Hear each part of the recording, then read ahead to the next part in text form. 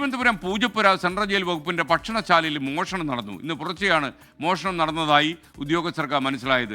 4 ലക്ഷത്തോളം രൂപ നഷ്ടമായി എന്ന് അറിയുന്നു. പൂജപ്പുര പോലീസ് അന്വേഷണം ആരംഭിച്ചു.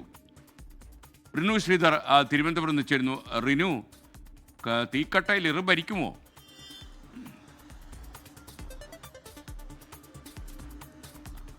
SKN സൂചിപ്പിച്ചതുപോലെ തന്നെ തീക്കട്ടയിൽ ഉറുമ്പരിച്ചിരിക്കുന്നു. SKN ഞാനിപ്പോൾ നിൽക്കുന്നത് തിരുവനന്തപുരം പൂജപ്പുര സെൻട്രൽ ജയിലിന് തൊട്ട് സമീപത്തുള്ള, ഒപ്പം ജയിൽ DGPയുടെ ആസ്ഥാനത്തിന് മതിലിനോട് ചേർന്നിരിക്കുന്ന കഫ്റ്റീരിയയാണ്. ഫ്രീഡം ഫുഡ് ഫാക്ടറി ജയിൽ വകുപ്പിന്റേതാണ്. ചപ്പാത്തി ഉൾപ്പെടെ ന്യായമായ വിലയ്ക്ക് ഭക്ഷണങ്ങൾ ഇവിടെ നൽകുന്ന ഒരു സ്ഥലമാണ്. ഇവിടെയാണ് ഇപ്പോൾ മോഷണം നടന്നിരിക്കുന്നത്. ഇന്ന് പുലർച്ചയോടുകൂടിയാണ് ഈ കഫ്റ്റീരിയ തുറക്കുവാൻ വേണ്ടി ഉദ്യോഗസ്ഥർ എത്തുമ്പോഴാണ് ഈ തുക നഷ്ടമായതായി അറിയുന്നത്.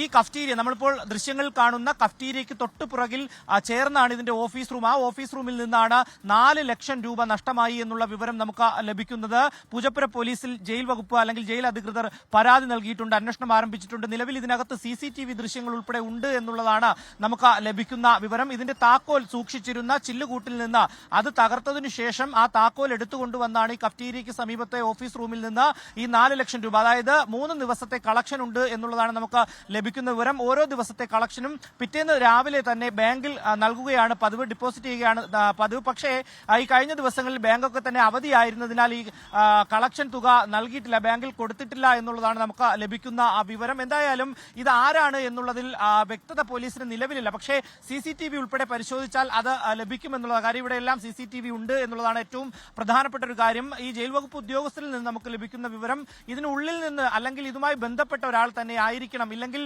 ഇത്രയും തുക ഇവിടെ ഉള്ളതായോ അല്ലെങ്കിൽ ഇതുമായി ബന്ധപ്പെട്ട് ഈ തുക സൂക്ഷിച്ചിരുന്ന വിവരങ്ങളൊന്നും തന്നെ അറിയാൻ കഴിയില്ല. അതുകൊണ്ട് തന്നെ ഈ ജയിലിനുള്ളിലുള്ള അല്ലെങ്കിൽ ജയിൽ വകുപ്പിനുള്ളിലുള്ള ഇതുമായി ബന്ധപ്പെട്ട ആരോ ആയിരിക്കാം എന്നുള്ളതാണ്. എന്തായാലും നിലവിൽ പൂജപ്പുര പോലീസ് കേസ് രജിസ്റ്റർ ചെയ്തിട്ടില്ല. പക്ഷേ വിവരം ലഭിച്ചതിന്റെ അടിസ്ഥാനത്തിൽ പ്രാഥമിക അന്വേഷണം നടത്തി കഴിഞ്ഞു. SKN.